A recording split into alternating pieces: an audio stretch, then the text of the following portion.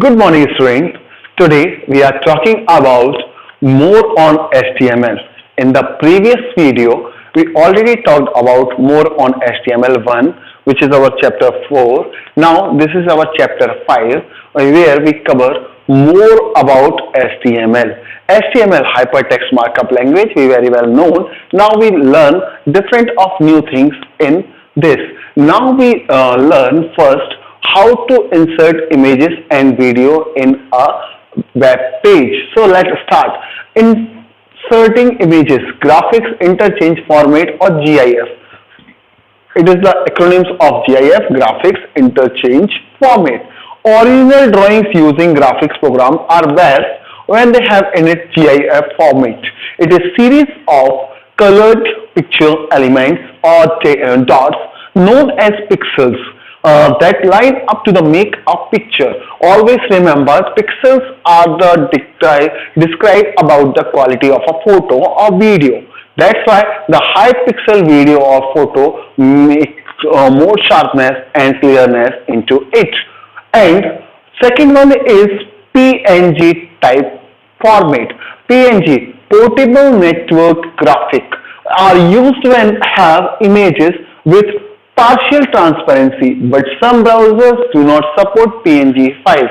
PNG files are supported by 10 or more than 10.0 version. Now let's move joint photographic expert group, that is called JPEG or JPG, joint picture group. The most of the images used in this module, JPEG or JPG format. These are the four formats of the picture: GIF, PNG, JPG and JPG.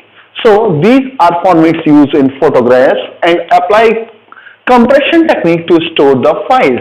Now how to insert an image into a web page? So first, to insert an image we use IMG tag to insert an image. For example, we want to display the image of rose. So how do we and the file name of the rose is rose.jpg. Then what is our tag? Our tag is img src is equal to rose.jpg. If we want to align it also, then we use, if we want to alt it also, then we use some text, and width and height also be described by us, that how much area we want to cover for our image. So here in this image src, image source is equal to rose.jpg. But always remember one thing, that first we find the full address of the image. For example, if I have one image, my D drive folder is flower, then I write down here d/flower/rose.jpg to find out that image into our web page, or save the image into Google Drive, that directly find by the browser itself. Okay, so after that, do you know the main thing is that the term pixel stands for picture element. We are talking about the pixel. What is the meaning of pixel? Picture element. That means in a square area, how many elements are active, that are called pixels. Each pixel is actually an addressable dot of color on the screen. So that's why it makes the sharpen the image. Alt. Here we already use alt for some text. Alt stands for alternate text. For example, we use one image in our web page, but if the browser is not support to our image, in that case at the place of image is to be some text is to be displayed here. So it is used to tell web browser that if it is unable to find the image in the specified location or cannot display the image, just display this text. Okay, for example, I use rose file. If the picture is not displayed, then the browser showed a text rose image. Okay, now second thing is width. I also use a tag width. Width, that means how much area in the width we want to cover with this image. We use just width image in pixel. Using the width attribute, you can change the width of the image, even though the original width of the image may be different. That means the width suggested by the picture itself. If we want to make any changes, it is changed according to our choice. Fourth one is height. As we change the width, we also able to change the height of the picture at the time of inserting into a web page. The same process we have to do and use the pixels width height according to our choice. Now the next thing is subscript and superscript. Superscript and subscript is what? Ever you use the formula a plus b whole square. The square here with the red color, 2 is to be described as superscript. Superscript, that means when the text or the number is to be just over the actual font area, that is called superscript. While we use the lower bounty words in a text, that is called subscript, like H2O, where 2 is just bounty down from the natural or normal text area. So it's to represent here subscript. So superscript and subscript are the text style to describe different of things. Now we move to our second part. After to image the inserting the image, we move to the second topic, tables.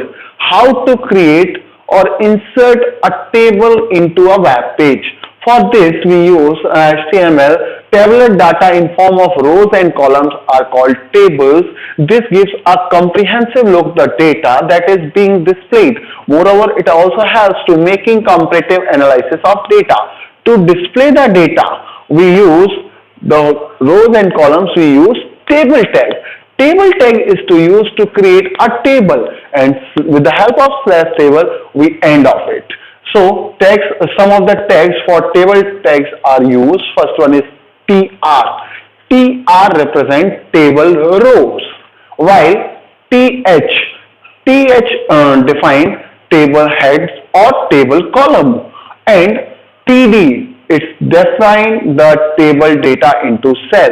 That means TR for rows, TH for columns, and TD to enter the data into it. Along with the table tag, we create a table. Also, one is caption. If we want to caption the data into a table, we use caption tag. Is define a title or caption for the table. If we want to give any of title of our table, in that case we use the caption tag. So remember these 5 tags. First, the main tag is table, to create a table into a web page. Second one is TR, to create rows, TH to create columns, TD to enter the data, and caption to give the heading. So these are the 5 tags to create a table into a web page. Now some of the attributes of table tag. What are the attributes? Attributes, that means different kind of editing for our table is called attribute. Now here, these are the several attributes of the table tag, though, which you can enhance the looks of a table. Now, first one is the border. How we adjust the border of the table. Border attribute of the table tag is specify the size of the border of the table in pixels. That means if we want to the thick border, we use thick size. If we want to use thin border, we use less number of the border size. Second is border color. Border color, it is described the outline of the table with a specific or particular color which is suggested or used by us. Always remember that by default border color size is black.